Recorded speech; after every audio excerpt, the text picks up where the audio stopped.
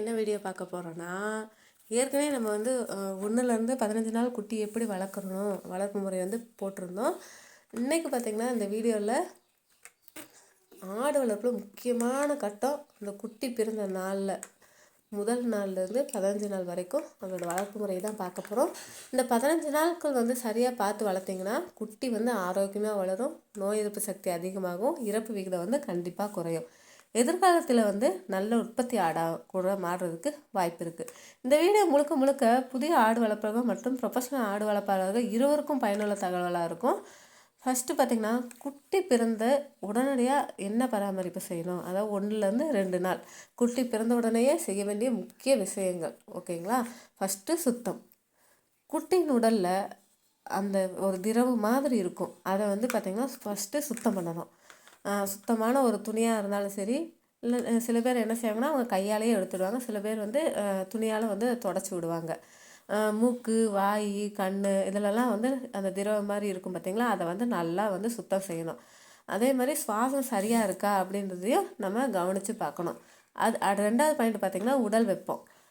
குளிர்காற்று அடிக்காத இடத்துல வந்து வைக்கணும். அதே மாதிரி ஈரமான தரையாக இருந்தால் கண்டிப்பாக வைக்காதீங்க, ரொம்ப ரொம்ப அது தப்பான விஷயம். அதே மாதிரி வைக்கோல், உலர்புல் இதெல்லாம் பரப்பி அது மேலே வைக்கிறதுனால கொஞ்சம் அதுக்கு உடல் வெப்பம் வந்து கொஞ்சம் நல்லாயிருக்கும். 3வது பார்த்திங்கன்னா கொலஸ்ட்ரம் பால். இது வந்து மிக முக்கியமான பாலுன்னு கூட சொல்லலாம். பிறந்த 1 மணி நேரத்துக்குள்ளே கண்டிப்பாக தாய்ப்பால் வந்து குடிக்கணும். 24 மணி நேரத்தில் குறைஞ்சது 3லேருந்து 4 டைம் வந்து பால் அதை குட்டியை வந்து குடிக்க வர்றது ரொம்ப ரொம்ப நல்லது. இது வந்து இல்லை அப்படின்னா அதுக்கு என்னென்ன காரணம் அப்படின்னு சொல்லிட்டு பார்த்துடலாமா? ஃபஸ்ட்டு பார்த்திங்கன்னா, நோய் எதிர்ப்பு சக்தி வந்து உருவாகும். அதாவது குட்டியின் உடலமைப்பு வந்து வலுப்படும், எதிர்கால நோய்கள் வந்து குறையும். இதெல்லாம் வந்து செய்கிறனால, அதாவது இந்த பால் வந்து 1 மணி நேரத்துக்குள்ளே கொடுக்கறனால. அடுத்து பார்த்திங்கன்னா, தாயாடு பராமரிப்பு வந்து குட்டி நல்லா வளரணும்னா முதல்ல தாயாடு வந்து ஆரோக்கியமாக இருக்கணும். அதுக்கு தீவனம் என்ன கொடுக்கலான்னா, பசுந்தீவனம், உலர் தீவனம், தண்ணி வந்து கொஞ்சம் நல்லாவே கொடுக்கணும். தண்ணி அதிகமாக கொடுத்தா பால் உற்பத்தியும் கொஞ்சம் அதிகமாக இருக்கும். அதே மாதிரி உப்பு, மினரல் மிக்ஸு நம்ம வந்து கொடுத்துக்கலாம். அதுக்கு ஏற்ற சூழல் என்ன தெரியுமா? சுத்தமான அந்த தொழு இருக்கணும். அந்த தாயாடை கூட நம்ம தனியாக ஒரு குட்டி தொழுன்னு வச்சுருப்போம் இல்லையா, அதில் கூட நம்ம தனியாக கூட வச்சுக்கலாம். நல்லா காற்றோட்டமாக இருக்கும், நல்ல ஈரப்பதம் இல்லாமல் நல்ல இடமா இருக்கணும். இதுதான் அதுக்கு ஏற்ற சூழல் கூட சொல்லலாம். அடுத்து 1லேருந்து 5 நாள் குட்டி வளர்ப்பு. இதுக்கு வந்து என்ன உணவு, அதாவது தீவனம் நம்ம கொடுப்போம் இல்லையா, அதுக்கு என்ன கொடுக்கலாம் அப்படின்னு பார்த்தா முழுக்க முழுக்க தாய்ப்பால் மட்டும்தான் கொடுக்கணும். வேறு எந்த உணவும் அதுக்கு கொடுக்கக்கூடாது. தினமும் 2 முறை கவனிக்கணும். பராமரிப்பு, அதுக்கு வந்து பராமரிப்பு செய்யணும் 2 முறை குட்டிகளை. அதே மாதிரி உடல் நடுக்கம் இருக்கா, சுவாச பிரச்சனை இருக்கா, பால் குடிக்குதா இல்லையா அப்படிங்கிறது நல்லா பார்க்கணும். நோய் பாதுகாப்பு ரொம்ப ரொம்ப முக்கியம். மற்ற ஆடுகளோடு கலக்க விடக்கூடாது. வெளியில் மண், ஈர இடம், குளிர்காட்டு இது எல்லாமே கண்டிப்பாக தவிர்க்கணும். 6லேருந்து 10 நாள் ஆடு வளர்ப்பு முறையில் ஃபஸ்ட்டு தாய்ப்பால் வந்து தொடர்ச்சியாக வந்து கொடுக்கணும். குட்டி வந்து தானாக வந்து முதல் நாள்லேயே நல்லா ஆரோக்கியமாக இருந்துச்சுன்னா முதல் நாளே அதுக்கிட்ட தாய்கிட்ட போய் அதுவே பால் குடிக்கும். அப்படி இல்லைன்னா நம்ம தான் வந்து குடிக்க விடணும். ஒவ்வொரு நேரம் பார்த்து நம்ம தான் அதை ஆடை எழுப்பி குடிக்க விடணும். அடுத்து வந்து பழக்க வழக்கம். தண்ணீர் பழக்கம் மெதுவாக குட்டி சுற்றி வந்து பார்க்க ஆரம்பிக்கும். தண்ணி வந்து கொஞ்சம் கொஞ்சமாக கொடுக்க ஆரம்பிக்கணும். அதே மாதிரி குட்டி வந்து அங்கே இங்கேயும் அடுத்து இது பண்ண ஆரம்பிக்கும். சுத்தம். குட்டி படுக்கும் இடம் வந்து கண்டிப்பாக சுத்தமாக இருக்கணும், ஈரப்பதம் இல்லாத தரையாக இருக்கணும். அடுத்து 11 to 15 நாள் வந்து வளர்ப்பு முறை.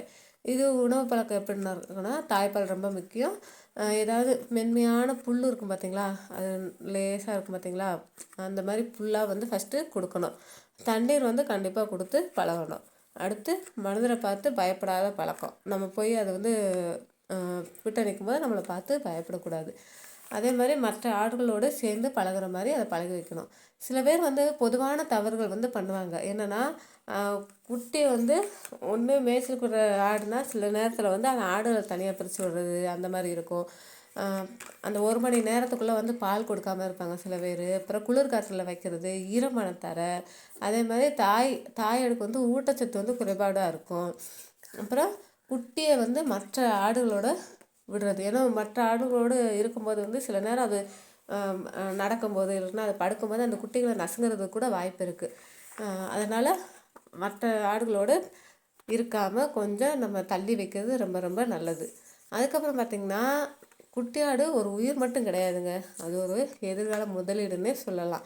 இது 15 நாட்கள் தான் அந்த குட்டியோட வாழ்க்கை அடித்தளம் அப்படின்னு கூட சொல்லலாம். இந்த அடித்தளம் சரியாக இருந்தால் தான் அந்த குட்டி ஆரோக்கியமான ஆடாக வளரும், நல்ல இனப்பெருக்கம் இருக்கும், நல்ல லாபம் குறைஞ்ச செலவில் நம்மளுக்கு இருக்கும். இது சின்ன கவனம் தான், ஆனால் பெரிய பலன் தான் கொடுக்கக்கூடிய. இந்த தகவல் உங்களுக்கு பயனுள்ளதாக இருந்தால் கண்டிப்பாக லைக் பண்ணுங்கள், ஷேர் பண்ணுங்கள், மறக்காமல் என் சேனலை சப்ஸ்கிரைப் பண்ணுங்கள்.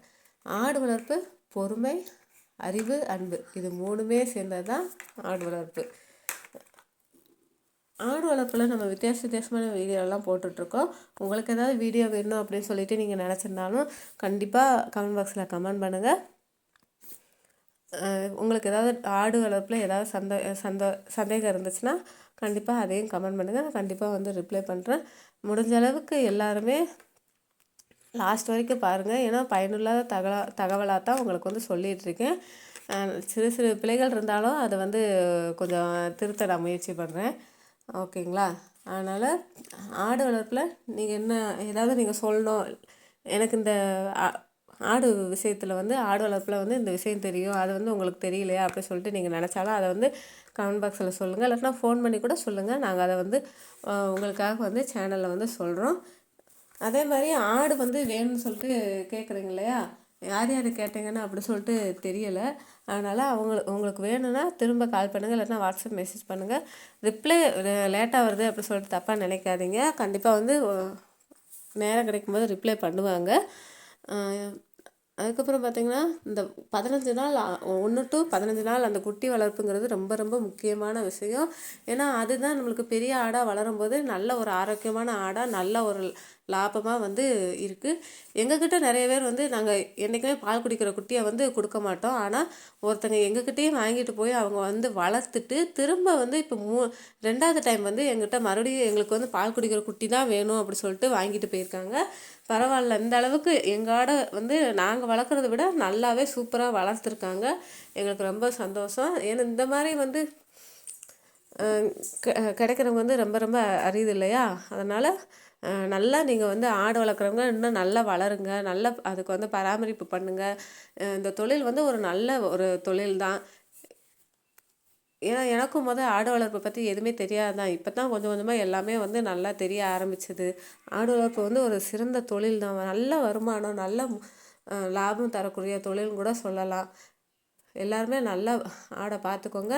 நாளைக்கு என்ன வீடியோ போடலான்னு சொல்லிட்டு